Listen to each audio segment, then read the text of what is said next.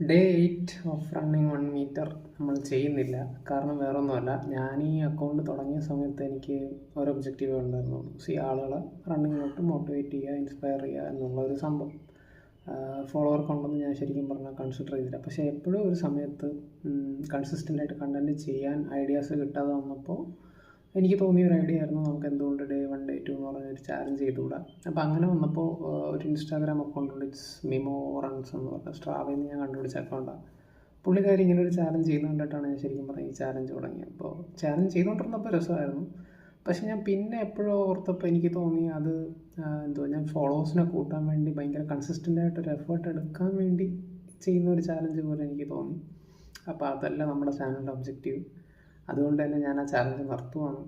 എനിക്ക് ഡിസ്റ്റൻസ് കൊണ്ടൊന്നും വലിയ വിഷയമുള്ള കാര്യമൊന്നുമല്ല. കാരണം ഞാൻ പറയട്ടെ, ആ ചാലഞ്ചിൽ എനിക്ക് തോന്നുന്നു എനിക്കൊരു 1000 ഫോളോവേഴ്സ് ആയാൽ പോലും എനിക്ക് 1 കിലോമീറ്റർ ഓടിയാൽ മതിയാവുമല്ലോ.